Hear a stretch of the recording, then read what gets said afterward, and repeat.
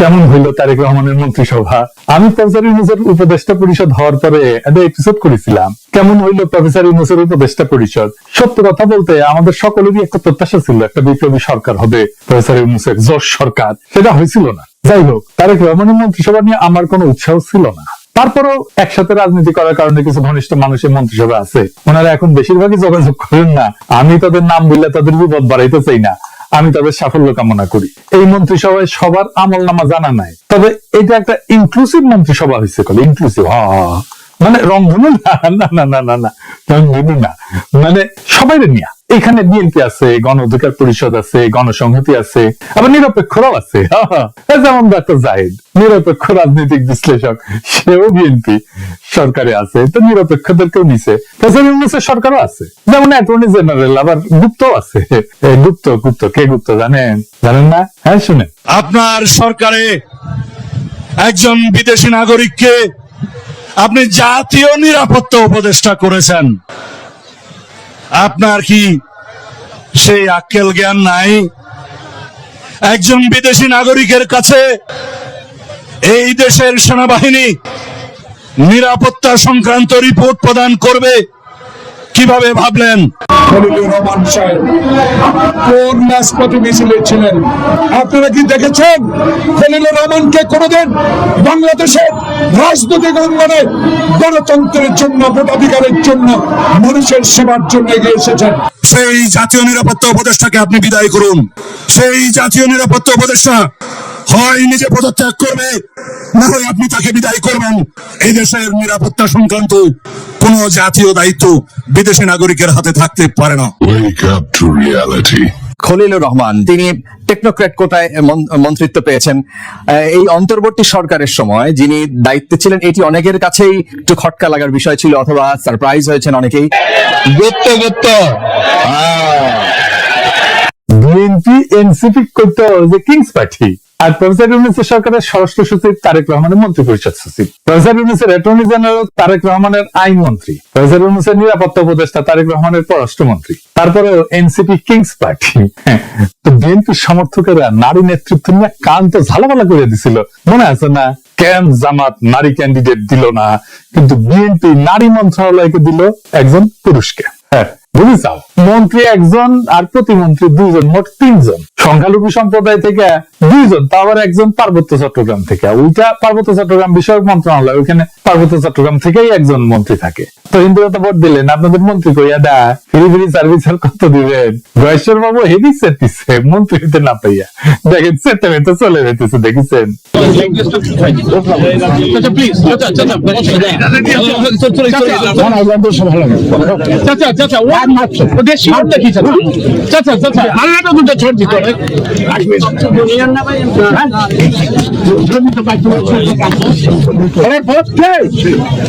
দেখেছেন, তাও যে মন্ত্রী বানাইছে নিতাই রায় চৌধুরী, উনি কিন্তু এরশাদের মন্ত্রী ছিলেন। আমরা যখন রাজপথে আন্দোলন করেছি এরশাদের বিরুদ্ধে, তখন উনি এরশাদের শেষ টাইমের মন্ত্রী হইলেন, ক্রীড়ামন্ত্রী বোধহয়, যুব ক্রীড়ামন্ত্রী বোধহয় হয়েছিলেন। ওরে আমার খোদা, 3 মাস পুরা করতে পারলো না, মন্ত্রী এরশাদই পড়ে গেল, তো মন্ত্রিত্ব করা হয়নি উনার।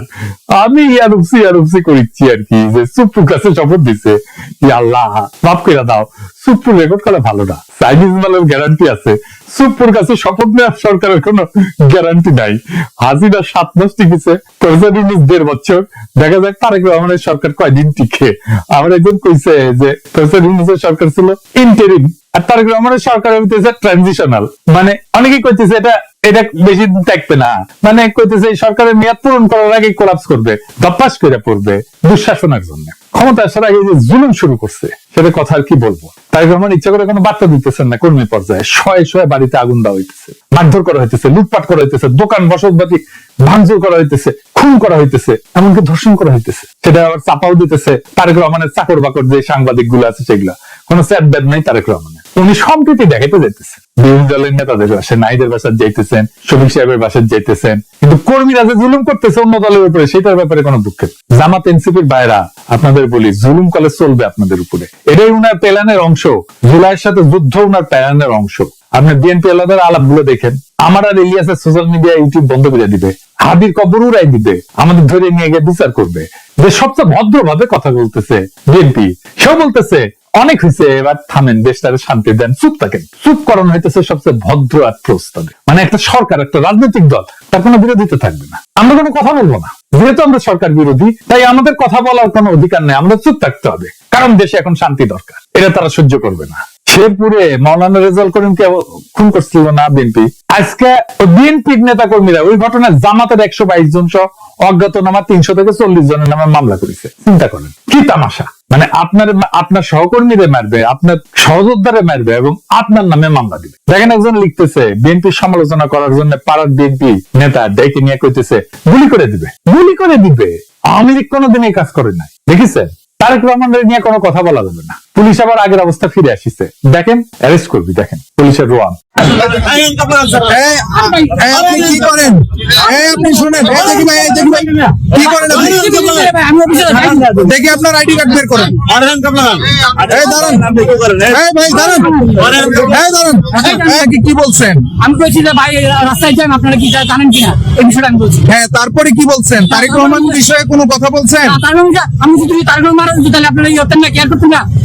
উনি প্রশ্ন করছে গাড়ি ঘোড়া কম চলতেছে কি জন্য, কম চলতেছে কি জন্য। আমাদের একজনে বলছে যে আমরা তো এরকম জানি না, আমাদের এরিয়া তো ক্রিকেট থানা, ক্রিকেট থানা এলাকা আমাদের এরিয়া। উনি প্রশ্ন করে যে আপনারা তাহলে কি করেন, কি করেন? যদি তারেক রহমান মারা যায় তাহলে আপনারা যাবেন না, রেসপন্স করবেন না। আমার প্রশ্ন হলো এখানে তারেক রহমান মারার প্রসঙ্গ কেন আসবে? এই কথা তার কেন আসবে? দেখেছেন? আর বিভিন্ন জায়গায় আওয়ামী লীগ অফিস খুলে বসতেছে, অফিস খুলতেছে, তাদের অফিস খুলে হইতেছে। বিএনপির লোকেরা অফিস খুলতেছে, আওয়ামী লীগের লোকেরা উৎসব করে অফিস খুলতেছে। মনে হয় আওয়ামী লীগ জিতেছে নির্বাচনে, আসলে তো আওয়ামী লীগ জিতেছে। তো এটা তো বিএনপি এবং আওয়ামী লীগের বিজয়। আমি কইছিলাম না, দেন না ভোট ধানের শীষে, ওটার পাছায় শোয়া আছে, ওটা যখন যাবে না টের পাবেন। দেখেছেন অবস্থা? এবার আসেন কয়েকটা রত্ন দেখি মন্ত্রিসভা। শুটার ফয়সলকে হাদিরে যে খুন করছিল, ওর জামিন করানো যে আইনজীবী, সে মন্ত্রিসভায় জায়গা দেওয়া হয়েছে। উনি এখন হাদি হত্যার মামলা রাজনৈতিক বিবেচনা মামলা হিসেবে বাতিল করে দিবি। দেখেন ওই দিবি, এই ছবিটা দেখেন, এই যে কাফন মোড়ানোর লাশটা দেখছেন না? ওর নাম তানজিল জাহান তামিম, চুয়েট থেকে পড়াশোনা করছিল, ইঞ্জিনিয়ার, বিদ্যুৎ কাজ করতো। তারা একটা জমির মালিক ছিল, তামিমের পরিবার। সেই জমির উপরে ডেভেলপার দিয়ে একটা ভবন নির্মাণ করে, 9 তলা। ওই ভবনে 27টা ফ্ল্যাট ছিল। প্রত্যেক জমির মালিককে 5টা করে ফ্ল্যাট দেওয়ার কথা ছিল। 3 জন মালিক ছিল, মানে 3 5 15টা ফ্ল্যাট। কিন্তু জমির মালিক এই নিহত তামিমের বাবাকে 2টা ফ্ল্যাট দেয় মাত্র, যেখানে তার 5টা পাওয়ার কথা ছিল, 3টা ফ্ল্যাট মেরে দিচ্ছে। এই নিয়ে ঝামেলা হয়। 10 অক্টোবর 2024 20-25 জন ডেভেলপার কোম্পানির দুর্বৃত্ত সিসি ক্যামেরা ভেঙ্গা তানজিলের উপরে হামলা চালায়। গুরুতর আহত অবস্থায় দেওয়া হলে চিকিৎসক তাকে মৃত ঘোষণা করে। এই খুনে ডেভেলপার কোম্পানির নাম জানেন? এর নাম প্লেজেন্ট প্রপার্টি। এই কোম্পানির মালিককে জানেন?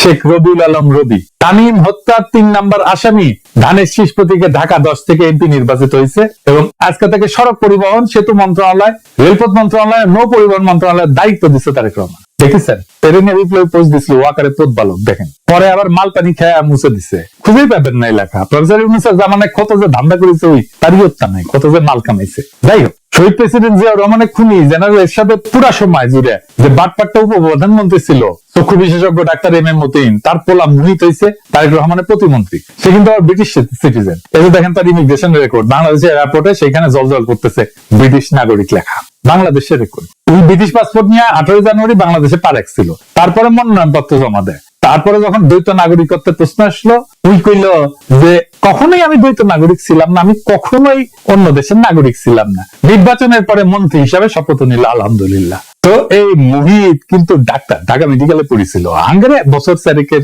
জুনিয়র মনে হয়। এর সাথে আমলে সে একটা আকাম করেছিল। সেই সময় হেভি সেন্সেশন ছিল, এটা খুবই সেন্সেশনাল ঘটনা ছিল আমাদের টাইমে। আমরা তখন আন্দোলন সংগ্রাম করতেছি এরশাদের বিরুদ্ধে।